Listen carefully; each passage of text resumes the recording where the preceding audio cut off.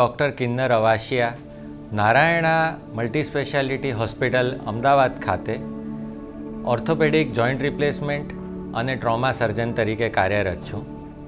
આજે હું આપને ઓસ્ટિયોઆર્થરાઇટિસ એટલે કે ગોઠણના સાંધાના ઘસારાની નિદાન તથા સારવાર વિશે થોડીક માહિતી આપીશ. એટલે કે કોઈપણ સાંધામાં સોજો આવવો. આર્થરાઇટિસના દુનિયામાં 100 કરતાં પણ વધારે પ્રકાર છે. તેમાંથી સૌથી નિયમિત રૂપથી ભારતમાં જોવા મળતા ઘસારાના 4 પ્રકાર છે. ઓસ્ટિયોઆર્થરાઇટિસ એટલે કે ઉંમરના હિસાબે સાંધામાં ઘસારો લાગુ પડવો, રૂમેટોઇડ આર્થરાઇટિસ એટલે કે સંધિવા, ગાઉટ એટલે કે ગઠિયોવા અને પોસ્ટ ટ્રોમેટિક આર્થરાઇટિસ એટલે કે એક્સિડન્ટ અથવા તો ફ્રેક્ચર થયા પછી સાંધામાં લાગુ પડતો ઘસારો. કોઈપણ પ્રકારના શરીરમાં સાંધામાં ઘસારો લાગુ પડે તેના ચિહ્નો આ મુજબના છે. જે તે સાંધામાં દુખાવો થવો, સોજો આવવો, પગ અથવા તો હાથ ત્રાંસા થઈ જવા, સાંધાનું હલનચલન ઓછું થઈ જવું અને શરીરની મૂવમેન્ટ ઓછી થઈ જવી. ભારતમાં સામાન્ય રીતે ગોઠણ તથા થાપાના સાંધામાં ઘસારો જોવા મળે છે. સૌથી વધારે જોવા મળતો ઘસારો તે ઉંમરના હિસાબે જોવા મળતો ઘસારો એટલે કે ઓસ્ટિયોઆર્થરાઇટિસ છે.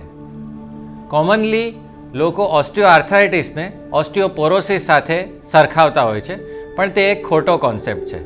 ઓસ્ટિયોપોરોસિસ એટલે કે શરીરમાં હાડકાની ઘનતા ઓછી થવી, જ્યારે ઓસ્ટિયોઆર્થરાઇટિસ એટલે કે શરીરમાં સાંધામાં ગાદીનું ઘસાઈ જાવ. જ્યારે પણ દર્દીને ઓસ્ટિયોઆર્થરાઇટિસ એટલે કે ઘસારો લાગુ પડે છે ત્યારે જે તે સાંધામાં દુખાવો થાય છે, સોજો આવે છે, પાણી ભરાઈ જાય છે, સાંધાનું હલનચલન ઓછું થાય છે અને ચાલવા હરવા ફરવાનું ઓછું થાય છે. જ્યારે પણ આ પ્રકારનો પ્રોબ્લેમ થાય ત્યારે મારી દર્દીને એ સલાહ છે કે સમયસર ડૉક્ટરને જઈને મળવું જોઈએ અને તેનું નિદાન તથા સારવાર ચાલુ કરાવવી જોઈએ. કોઈપણ વ્યક્તિ જ્યારે પણ ડૉક્ટરને મળે છે ત્યારે એમના એક્સરે લેવામાં આવે છે. જરૂર પડે તો એમના MRI તથા બ્લડ રિપોર્ટ કરાવવામાં આવે છે. એકવાર નિદાન થઈ જાય કે જે તે દર્દી આર્થરાઇટિસના આ તબક્કામાંથી પસાર થઈ રહ્યો છે, પછી તે મુજબની તેને સારવાર આપવામાં આવે છે.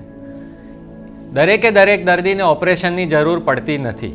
જ્યારે પણ દર્દી શરૂઆતના તબક્કામાં આવે છે ત્યારે દવા, ગોળી, કસરત, ફિઝિયોથેરાપી, શરીરનું વજન ઘટાડવું આ વગેરે ઉપચારથી રોગ મટી શકતો હોય છે. જ્યારે દવા, ગોળી, કસરત, ઇન્જેક્શન, ફિઝિયોથેરાપી કામ ન કરે અથવા તો આ બધા ઉપાય ફેલ જાય ત્યારે દર્દીને ઓપરેશનની જરૂર પડે છે. ઓપરેશનમાં સૌથી નિયમિતપણે કરવામાં આવતું ઓપરેશન છે એ ટોટલ ની રિપ્લેસમેન્ટનું ઓપરેશન છે. ની રિપ્લેસમેન્ટના ઓપરેશનની જરૂર જ્યારે પણ દર્દીને અસહ્ય દુખાવો થતો હોય, ચાલવું હરવું ફરવું સાવ લગભગ બંધ થઈ ગયું હોય, ઓછું થઈ ગયું હોય, સોશિયલ લાઈફ કોમ્પ્રોમાઇઝ થતી હોય, રોજ દુખાવાની દવા લેવી પડતી હોય ત્યારે આ ઓપરેશનની જરૂર પડતી હોય છે. લોકોમાં એક એવી ગેરમાન્યતા પ્રવર્તી રહી છે કે આ ઓપરેશન સક્સેસફુલ નથી, જ્યારે આ ઓપરેશન લગભગ મારી દ્રષ્ટિએ 99% ઉપર સક્સેસફુલ જતું હોય છે. જે તે વ્યક્તિને જ્યારે પણ આ ઓપરેશન કરવામાં આવે છે ત્યારે સાંધાની ખરાબ થઈ ગયેલી સપાટી અને કાઢી અને આ પ્રકારે નવો સાંધો મૂકવામાં આવે છે. નવો સાંધો આ પ્રમાણે ગોઠણ વર્કિંગ થતું હોય છે. સાંધાનું ઓપરેશન કર્યા પછી નવો સાંધો થાપા અથવા તો ગોઠણનો બદલ્યા પછી યુઝ્યુઅલી દર્દી બીજા જ દિવસથી પગ પર પૂરું વજન દઈને ચાલતો થઈ જાય છે. 10 થી 15 દિવસ સુધી દર્દીને કસરત કરવાની અમે સલાહ આપીએ છીએ ફિઝિયોથેરાપીના માર્ગદર્શન હેઠળ. 4 થી 5 દિવસ ટોટલ હોસ્પિટલમાં રોકાણ થાય છે.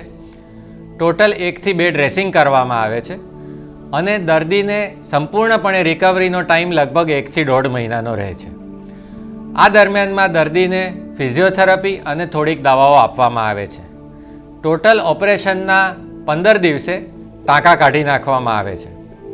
ઓપરેશન કર્યા પછી 1.5 થી 2 મહિના પછી દર્દી સંપૂર્ણપણે નિયમિત રીતની અગાઉ જેવી જિંદગી જીવી શકતા હતા એવી જિંદગી જીવી શકે છે. ઓપરેશન કોઈપણ ઉંમરે, કોઈપણ વજનની વ્યક્તિનું, કોઈપણ ધર્મની વ્યક્તિનું થઈ શકે છે અને ઓપરેશન ઘણું જ સક્સેસફુલ છે. એટલે અંતમાં હું એટલો જ મેસેજ આપીશ કે જિંદગી જીવવાનો આનંદ ગુમાવી બેસેલા વ્યક્તિઓ કે જે માનસિક એક બીકને કારણે ઓપરેશન ન કરાવતા હોય તેમણે આ ઓપરેશન સત્વરે કરાવી અને એક દુખાવા રહિત આનંદદાયક જિંદગીનો લાભ લેવો જોઈએ. Thank you. નમસ્કાર.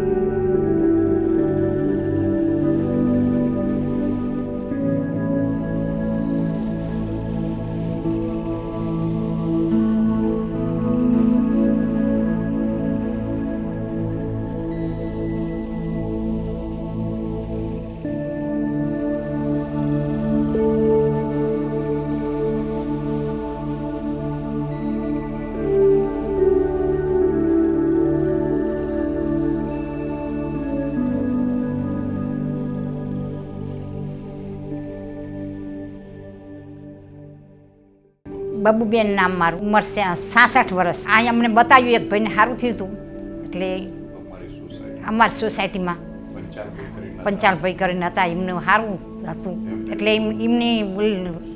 એમને પૂછીને આવ્યા એમને અનુભવ લીધો. ઓપરેશન કરાયા પછી એમને બેઠા ઊભા થયા. હા, અને પછી અમે પૂછ્યું એમને બેસીને અમને બતાવ્યું ઓપરેશન કરાયું.